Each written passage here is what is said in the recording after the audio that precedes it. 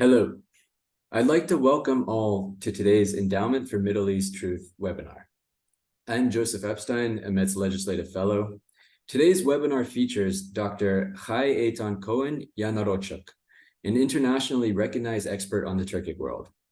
2 weeks ago, the South Caucasus captured the world's attention when the Republic of Azerbaijan launched a military offensive to completely retake the separatist enclave of Karabakh. The conflict over Karabakh, itself the cause of 3 decades of ethnic conflict between Azerbaijan and Armenia, has had large regional implications. Unlikely pacts have come out to support each side. On the Armenian side, France, Russia, Iran, India, and Greece. On the Azerbaijani side, Israel, Turkey, and Pakistan. In particular, the relationship between Azerbaijan and Israel has become increasingly close, much to the ire of Iran. Today's speaker is the Turkey expert at the Jerusalem Institute for Strategy and Security and the Moshe Dayan Center for Middle Eastern and African Studies at Tel Aviv University. He received his doctorate from Tel Aviv University School of History and is a lecturer at the same institution and at the Ben Gurion University of the Negev. Dr. Cohen Yanarochuk is the editor of Turkeyscope, Insights on Turkish Affairs. In May 2015, he was awarded the Dan David Prize Scholarship in the category of Past, Retrieving the Past, Historians and Their Sources. He's the author of The Evolution of the Turkish School Textbooks from Ataturk to Erdogan, from Lexington Books, Rowman, and Littlefield. Before we start, I'd like to mention that our work is only possible with the support of you all. If you find what we do informative and helpful, consider sponsoring a future webinar or contributing to Emet. It is your help and support that allows us to continue with our important work on Capitol Hill to ensure a prosperous and peaceful Israel in the Middle East, fight the influence of the Iranian regime, increase US national security, and improve the welfare of Jewish Americans. Today's webinar will be recorded for future viewing, and I encourage those of you who find the webinar informative to share the link once it has been sent out. If you have any questions for our speaker, please feel free to write them in the Q&A function at the bottom of your screen.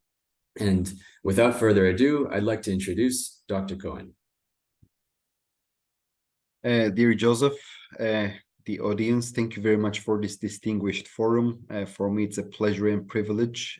Tonight, I'm going to deliver this lecture from my hotel room in Baku, Azerbaijan. And if you like, we can start. As we already have spoken, first of all, in the first part of this tonight's lecture, I'm going to focus on the Israeli-Turkish relations, and in the second part, I will also touch to Israeli-Azerbaijani relations. And then I will conclude there, and I will open the floor for questions. And of course, I will answer them. Okay, so let me start with the Israeli-Turkish relations. When Israel declared its independence a year after, in 1949, Turkey became ever the first Muslim country that recognized the state of Israel.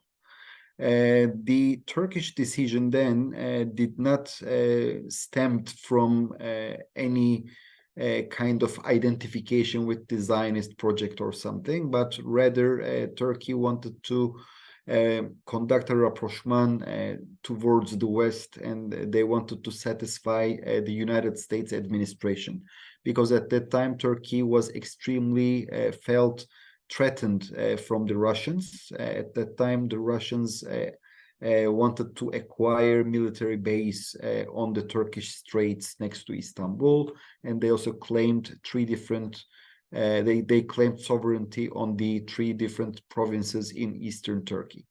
And as a result, to satisfy the American administration in 1949, the Turkish government did recognize the state of Israel. However, I must admit that this relationship was very superficial. We witnessed many ups and downs, and especially during 1950s, 1960s, even it deteriorated, since Turkey wanted to have an alliance together with Iraq, Pakistan, and Iran, the infamous Baghdad Pact. And we can basically tag the relationship between Israel and Turkey like a relationship of the lovers, or a man with a mistress. Turkey, of course, wanted to have this relationship, but did not want to declare it, and did not want to declare it as a marriage. And Turkey was not very proud of this relationship. Until when? Until 1991. In 1991, you may remember that there was a very historical event called the Madrid Peace Conference, where the Israeli government and the Palestinian Liberation Organization, the PLO, began to engage in indirect talks. Thanks to the Jordanian delegation, the PLO then took part in the Jordanian delegation, but a new channel of dialogue has opened, and since then we began to see a gradual upgrade of the relations. The relations were upgraded to the ambassadorial level, and again, similar to the Turkish recognition of Israel, this decision was taken due to some strategic reasons as well. During the 1990s and the last years of 1980s, Turkey began to be devastated by the PKK, the Kurdish separatist militant organization. Of course, in the eyes of the United States, Israel, and Turkey, this is considered as a terrorist organization. So the Turkish armed forces could not cope with this new guerrilla warfare challenge. And because of the military sanctions against Turkey by the European Union countries and the United States, the Turks wanted to acquire this ammunition, weaponry, military equipments, whatever you're going to call, from the state of Israel. And Jerusalem was ready to provide them all of these military equipment, and as a result, we began to see a new honeymoon between Turkey and the Israeli government. The most important issue here, unfortunately, this very so-called honeymoon did not penetrate into the level of people to people. That was the most important mistake of the Israeli government. But rather it was more limited on the basis of the Turkish army and the Israeli defense establishment. So, of course, Israel did modernize Turkish jets. We sold them missiles, provided them night vision glasses, military equipment, etc.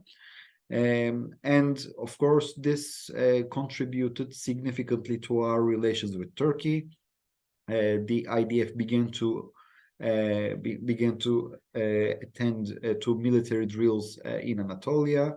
Of course, that was a huge plus for the Israeli air forces to conduct military drills, since unfortunately in Israel we do not have a large airspace, so it was a huge plus for us. Of course, we also enjoyed from these fruits of this rapprochement to Turkey. However, starting with the year 2000, we began to see a decline in the relations. And of course, there were credible reasons for that. For instance, the PKK chief Abdullah Öcalan was captured by the Turkish intelligence agency in Nairobi, Kenya. And after his capture, there was a very steady decrease in PKK's terrorist attacks against Turkey. So Turkey began to feel less necessity to Israeli military equipment. Besides that, simultaneously, we also happened to see the death of Hafez al-Assad. Maybe you are familiar with it, but Hafez al-Assad was a sponsor of the PKK terrorism against Turkey. So when he passed away, the Turkish administration utilized this as a new opportunity, and they formed better relations with Bashar al-Assad government right after Hafez al-Assad's death. And again, another important issue was the improvement in the relations between the European Union and Turkey. I know that it's like now it sounds like a science fiction movie that that we are talking about good relations between Europe and Turkey, but in the very beginning of Erdogan's first term, in the very beginning of the like 2002 until 2010, we can say, Turkey and the European Union had almost their golden age. And during this golden age, all of the military sanctions began to be lifted one after the other. So once again, Turkey felt less necessity to engage more with Israel. Moreover, Turkey wanted to become a part with the European Union. As a result, the Europeans began to impose on Turkey some harmonization packages that the Turkish government had to pass them in their legislative.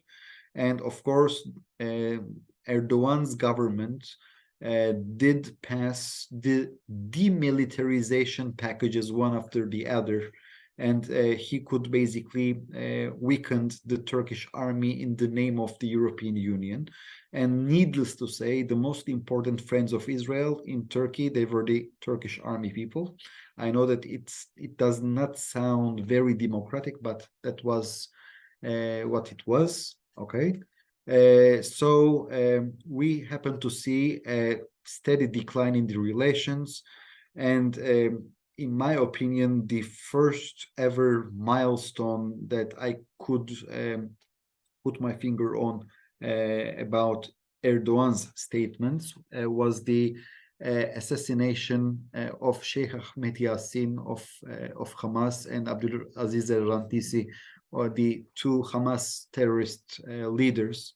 They were both assassinated by the IDF, and as a result, we happen to hear the first serious criticism of Mr. Erdogan. We may remember that he tagged Israeli assassination act as an act of terrorism. And later, of course, how we can forget the visit of Khaled Meshal in Ankara in 2006. Then not the Turkish Foreign Ministry, but the Justice and Development Party allowed Khaled Meshal to pay a visit to Turkey, which later paved the way for Turkey's recognition of Hamas as a legitimate player, which of course created a huge damage in the relations.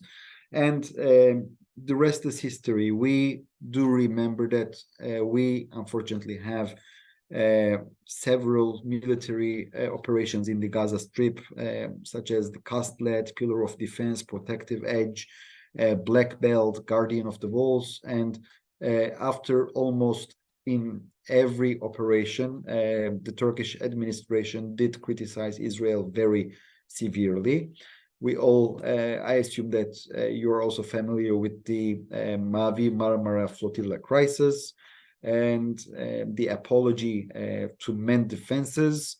We had a normalization in 2016, which later collapsed because of Donald Trump's recognition of Jerusalem as Israel's capital. The Turks got angry to the Americans, but they punished the Israelis, and they basically asked our ambassador in Ankara, Eitan Naeh, to leave for consultations. I would like to underline that he was not declared as a persona non grata, but still he was asked to leave Turkey. Of course, Israel reciprocated in this manner. So the last but not the least, as you know, in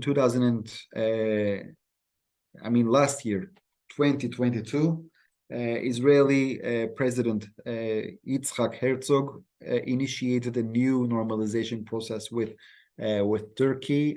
He was hosted in Ankara by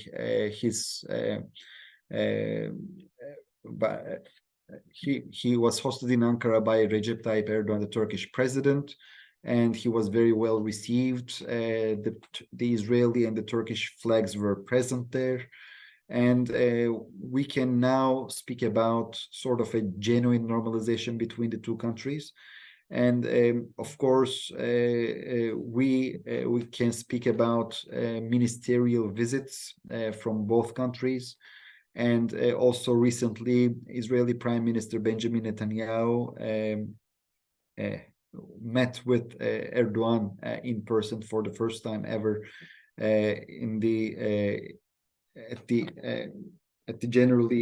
General Assembly in the United Nations.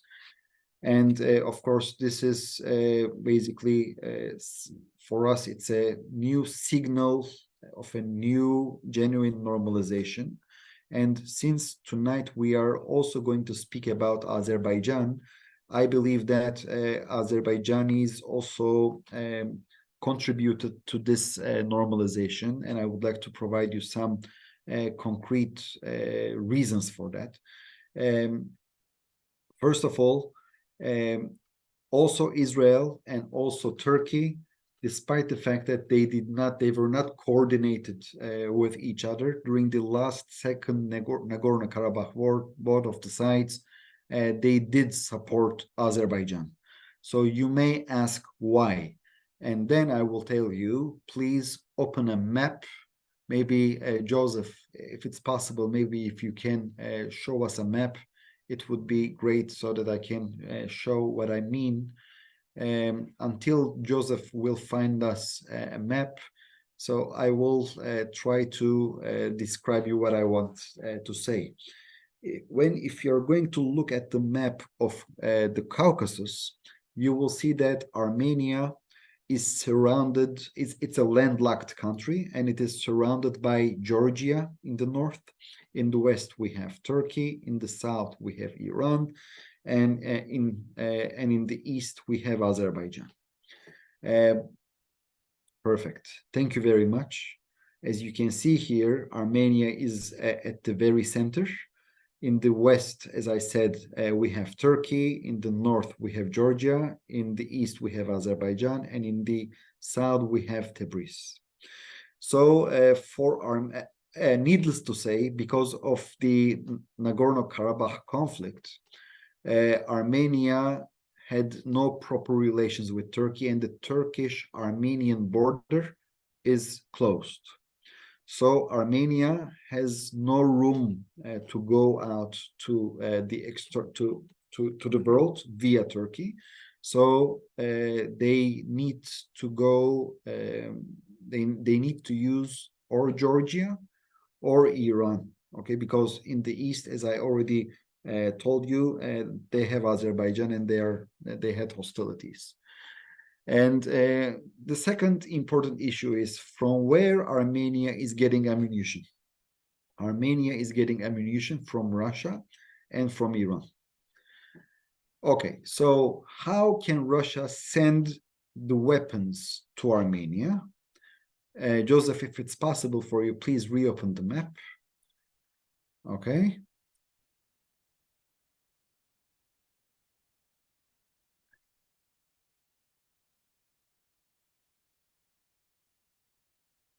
Okay, maybe in the meantime, I can continue. Okay, let us send our planes. Okay, perfect. Thank you very much, Joseph. The planes are coming from Russia to the Caspian Sea. From Caspian Sea, they enter into Iran, and from Iran, they enter into Armenia.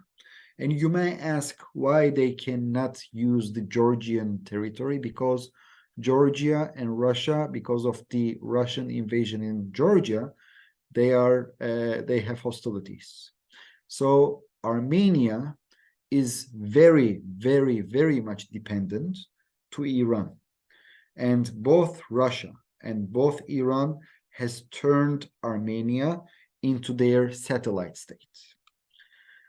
On the other hand, when we are looking at Azerbaijan, according to international law, whether you like it or not, but they are the right side, because their international law recognized territories were were occupied by Armenians. So I mean, in terms of international law, their hand is upper. Besides that, Azerbaijan's location is crucial for the state of Israel. They are located right next to Iran.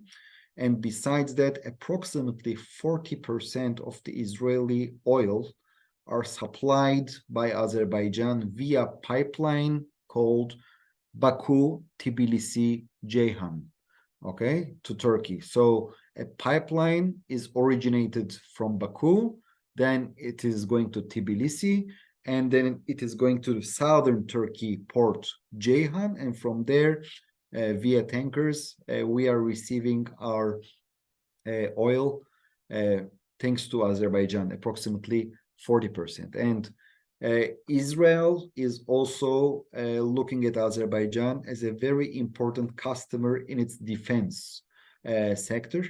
After India, Azerbaijan is considered as the second important customer for the Israeli defense sector. So another important issue is Azerbaijanis are Shiite Muslims.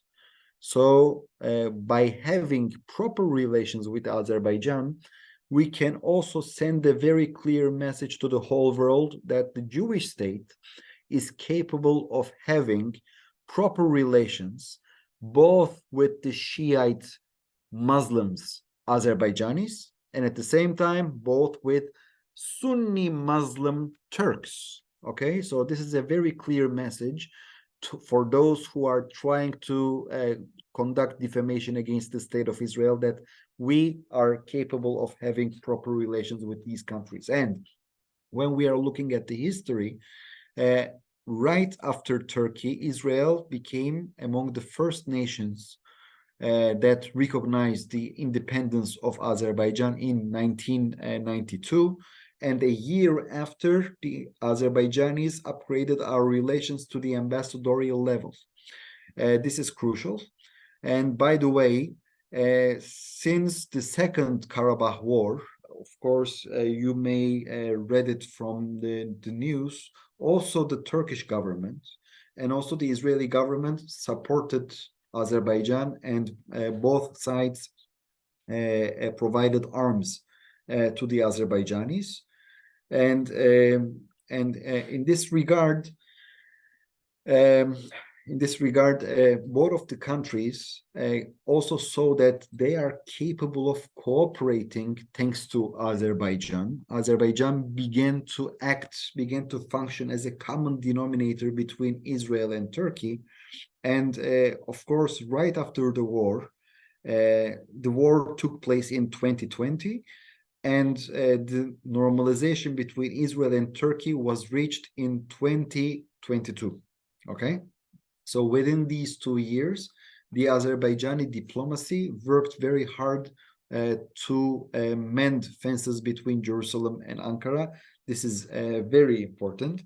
And at the end of the war, we have seen that Azerbaijan could defeat the Armenians and liberated the occupied portions of Nagorno-Karabakh and the other territories as well.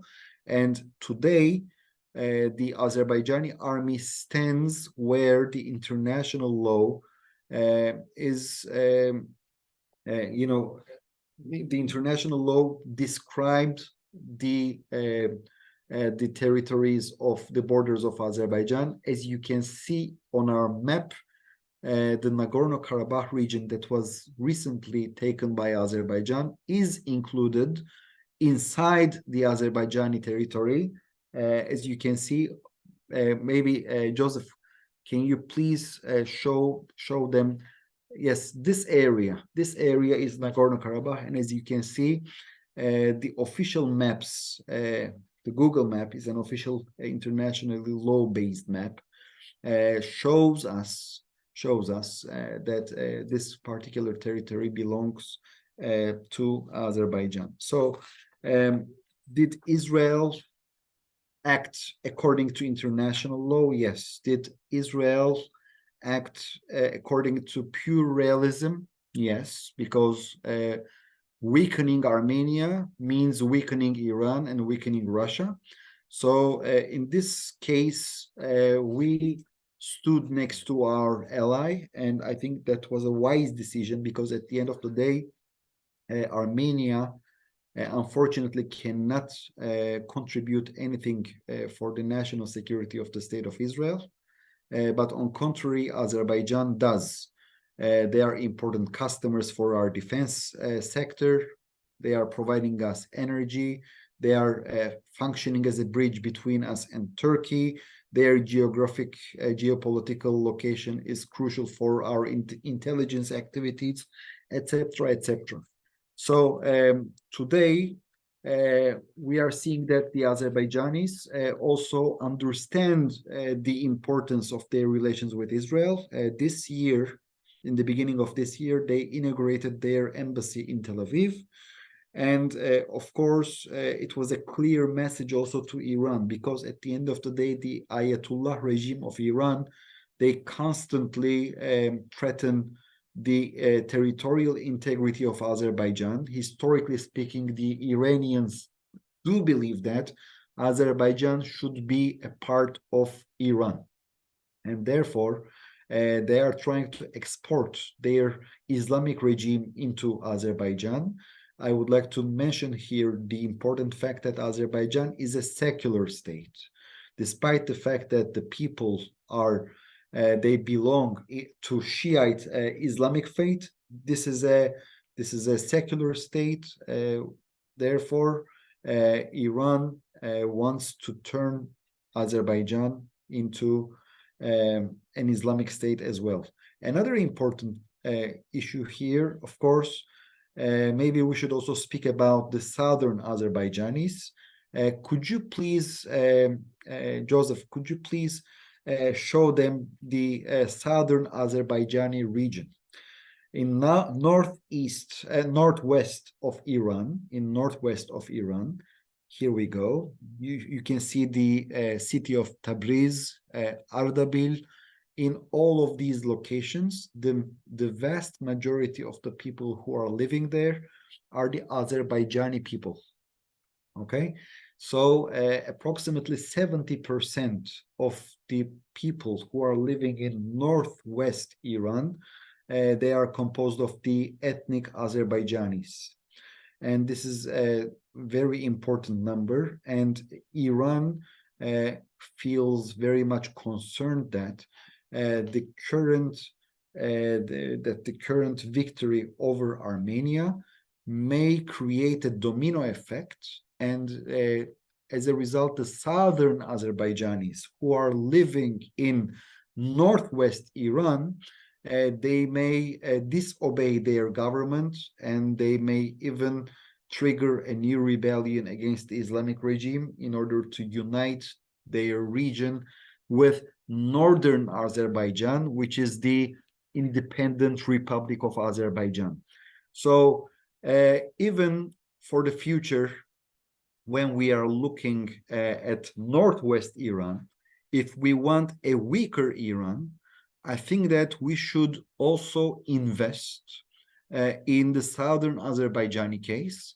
And therefore, again, Azerbaijan still constitutes a very important strategic asset for the state of Israel, and I believe also for the United States of America. And here I will stop. And if you have any questions, please feel free to ask your questions. And I only want to say, before I open the floor to the questions, both in the Turkish case and both in the Azerbaijani case, these two nations, they never declared hostilities towards the state of Israel.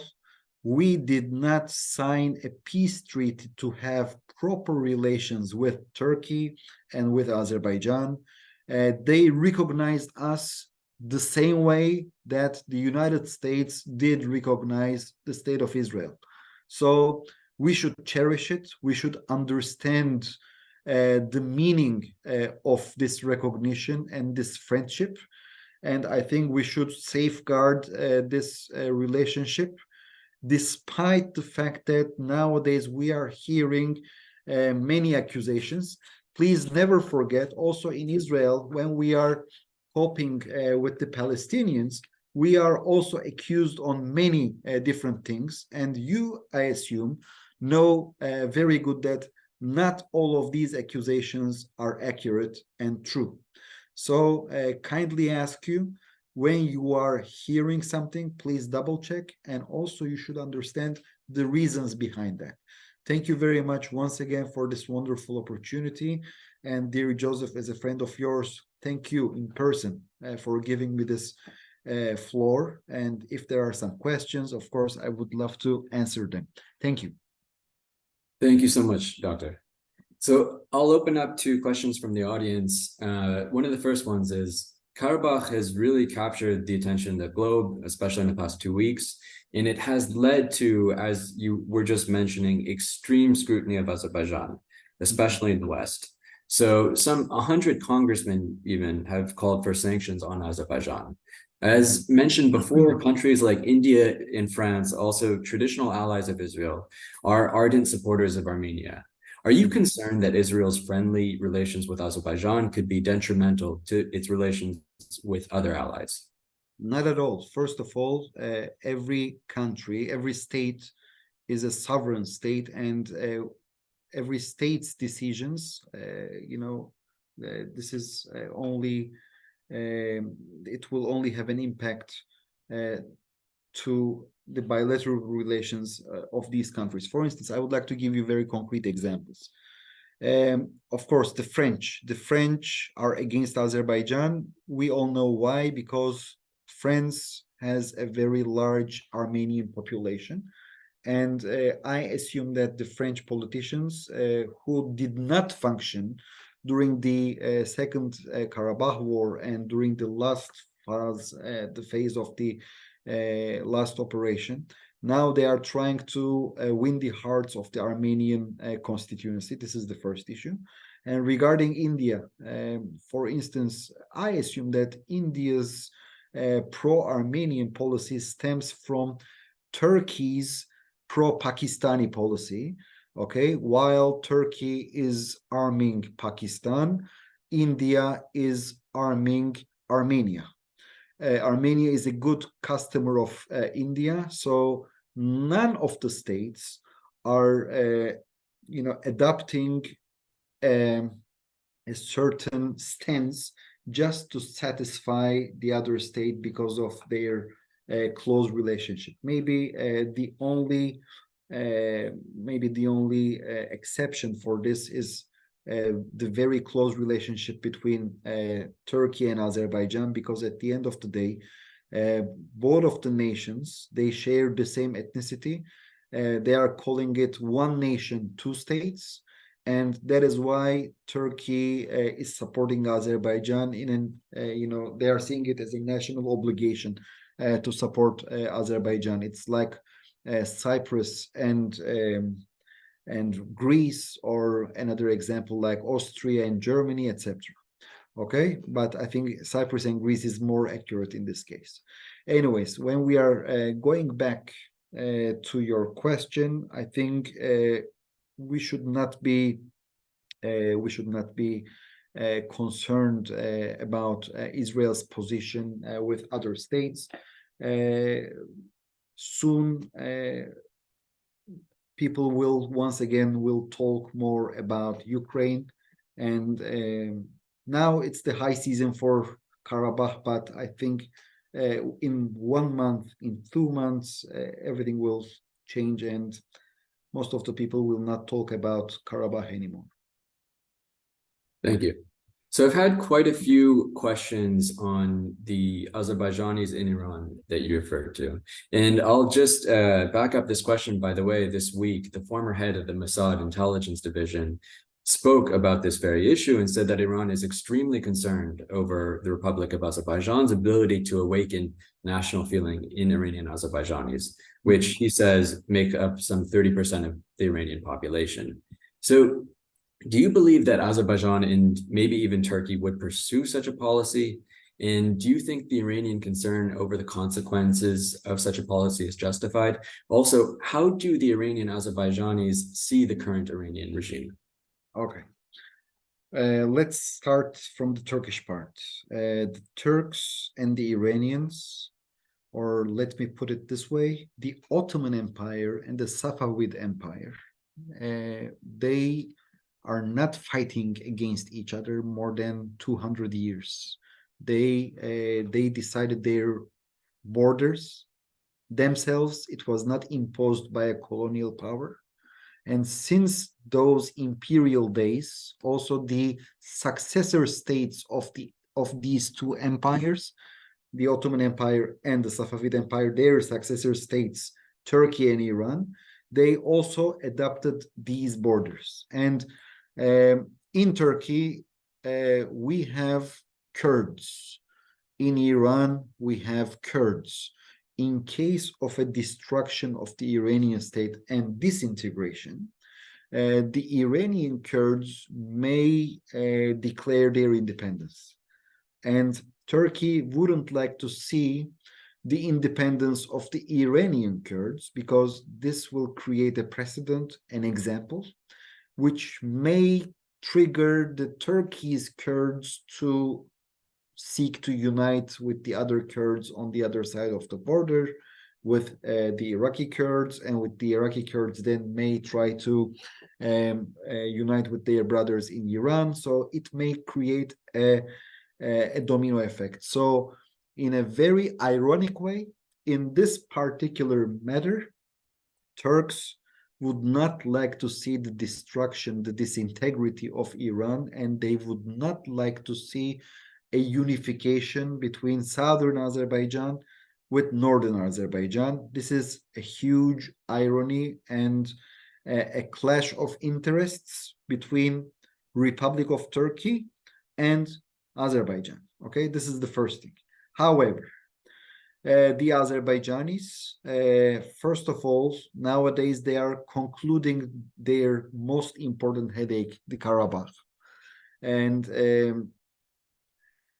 I think after dealing with Karabakh, maybe not this year, but maybe after 3 years, 4 years, 5 years, if their western border will be, everything will be fine there. So they may think bigger, and they may try to influence. They may do even more in southern Azerbaijan, in northwest Iran. And you also asked how do people see, how the southern Azerbaijanis are seeing the Iranian regime. Of course, needless to say, this regime is an oppressor, Ayatollah regime. They hate their own people. They punish their own people without any mercy. And we all know that there were some unpleasant incidents that took place in the Iranian Azerbaijan. Many xenophobic incidents occurred in the Iranian newspapers. The Iranian police brutally oppressed the southern Azerbaijani football fans many times, etc. So these people, they do not like the Iranian regime. Of course, they live in northwest Iran because it's their homeland, but they did not really choose who will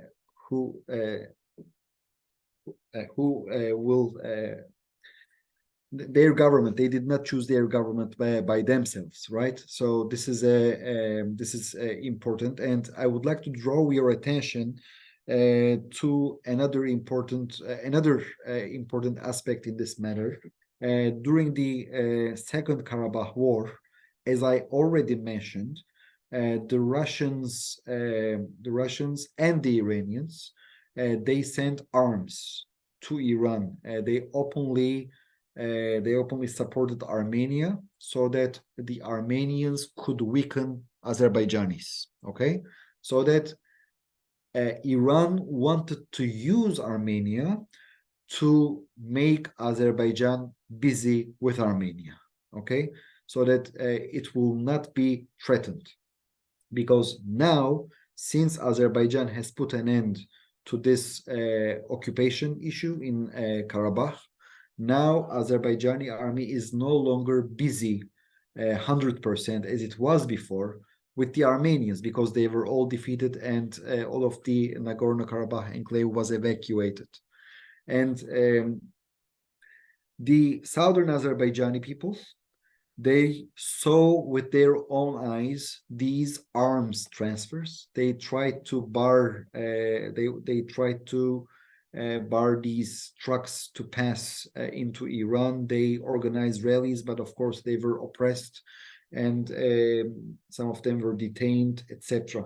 So especially after the war, people began to post very anti-Iranian social media posts. The most remarkable one that I would like to mention took place just after the victory parade that took place in Baku. Right after the war, President Erdogan and President Aliyev, they saluted the Azerbaijani military personnel in Baku, and in that occasion, Erdogan recited a very sensitive and very historical poem called "The Song of the Aras River."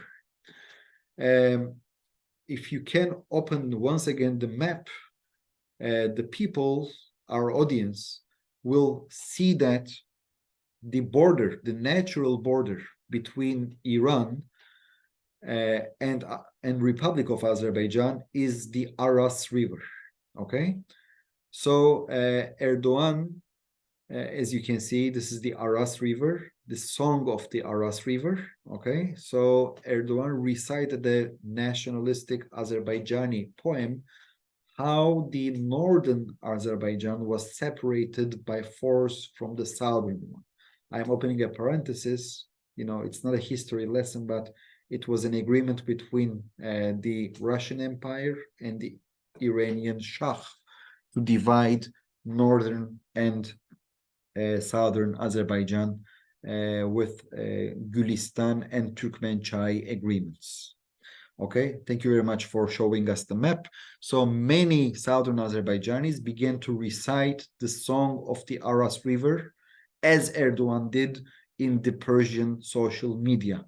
And of course, this angered very much the Iranians. I assume that I answered your question. Maybe we can move to your next question. Sure. Although right before, I have a very quick follow-up. So some members of our audience are asking, when it came to the protests that we saw, the Mahsa Amini protest last year, what role did the Azerbaijani provinces of Iran play in it? Were the protests there larger? Were they smaller? Well, look, I'm not a Turkey expert. I'm not an Iranian expert. I'm not an Iran expert. Okay, so when I do not know a subject, a topic in a good manner, so I prefer not to answer this question, because then I was not very much following the people who were, protesting in Mahsa Amini protests, I must admit. So please accept my apologies, but I don't want to mislead the audience. Thank you. So the next question is, as you mentioned, Turkey and Azerbaijan are very close. They even have the motto between each other, one nation, two countries, due to the similarity of their peoples. The relationship seems to be a good example of pan-Turkism, or the ideology that Turkic groups from Central Asia to Turkey should stick together and even form a bloc like the EU. Do you believe this is possible in the future? And if so, how will it affect the region, especially Iran and Israel?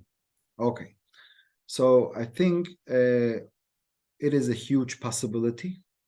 Let me put this in this way. I grew up in Turkey, born and raised there. So my mother tongue is Turkish. As I mentioned in the very beginning of the lecture, tonight I'm delivering this lecture to you from Baku, Azerbaijan.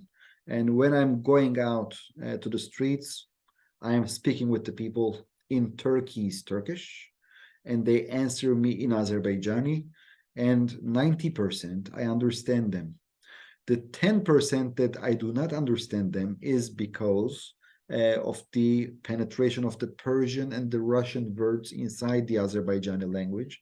Unfortunately, I do not know both languages, so that's the 10% that I really don't understand what they're talking about. Of course, I'm not talking about like international words like Constituția, migrația, like this kind of words that you can understand from basic Latin, right?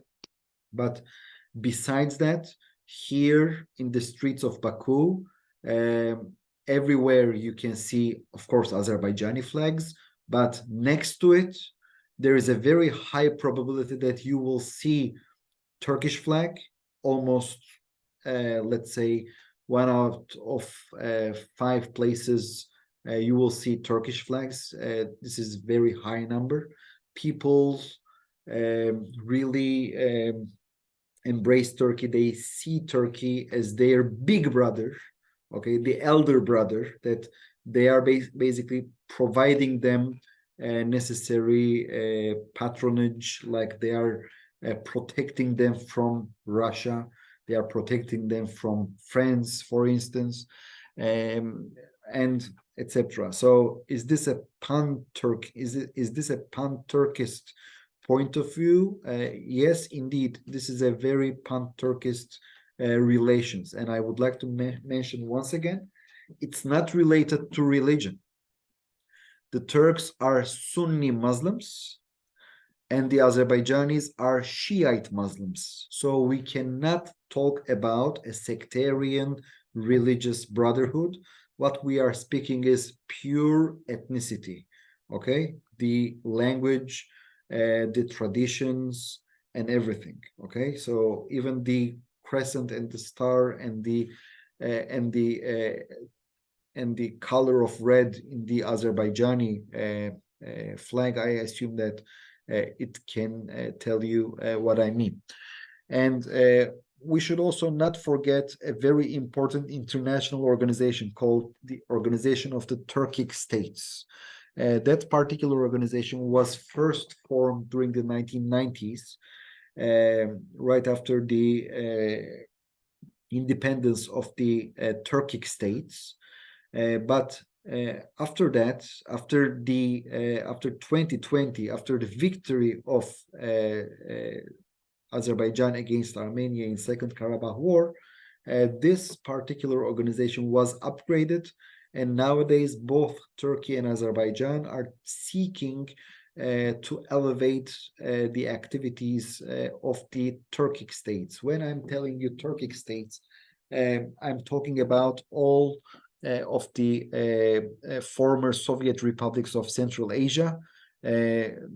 For instance, Turkmenistan, Uzbekistan, Kazakhstan, Kyrgyzstan, right? All of these states, including Azerbaijan and Turkey, they are together forming the Organization of Turkic States. And your question is it a pan-Turkic thing? Yes, it is very pan-Turkic.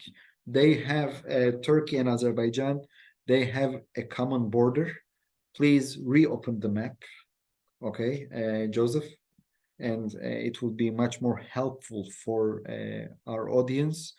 Kindly ask you to focus on Eastern Turkey this time. Okay, a little more. Okay, perfect. Perfect. Maybe a little go up.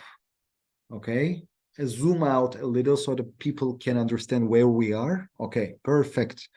Now, do you see the Nakhchivan enclave?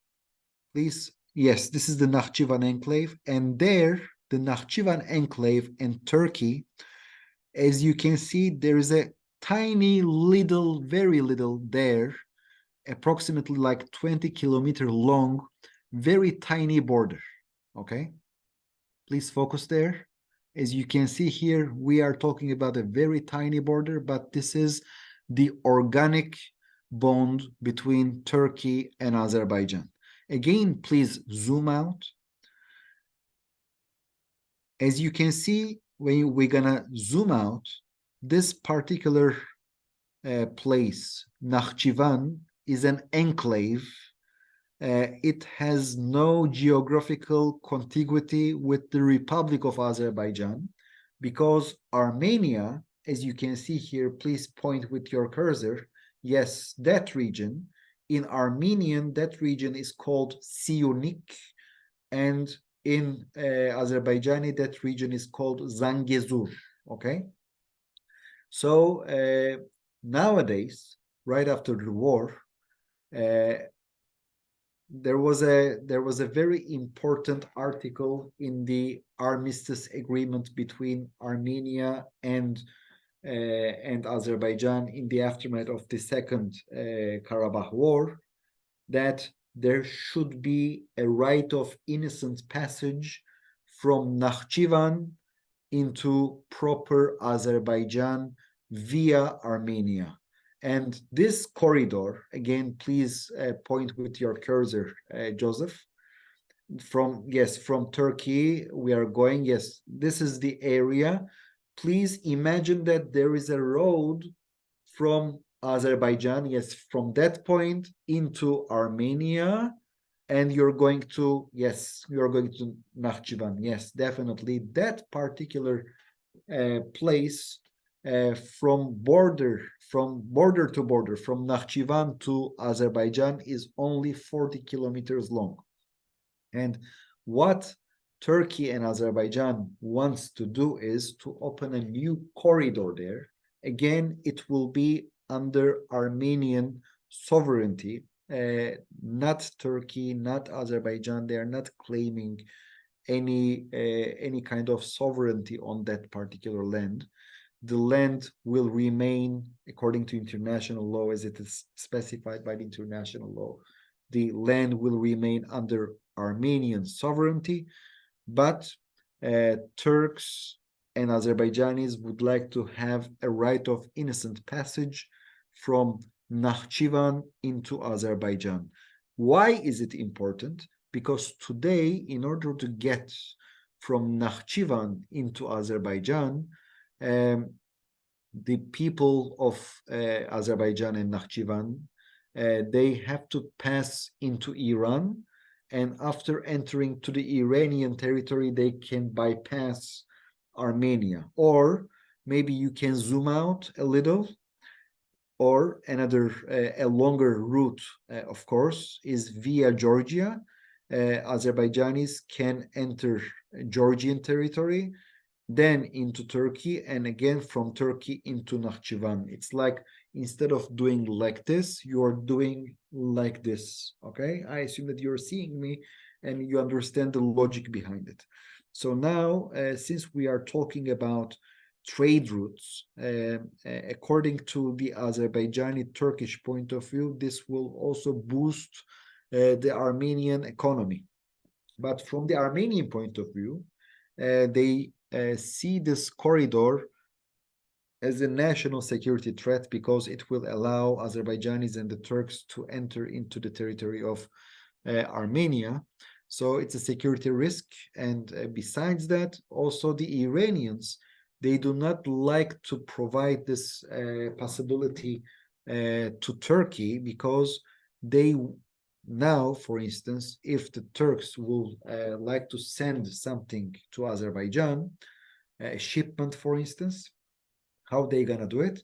Or via Georgia or via Iran. So it will be under the magnifying scope of Iranians. Okay, so Iran doesn't want to see any status quo change in Southern Caucasia, and as a result, still strengthening the hands of Armenia.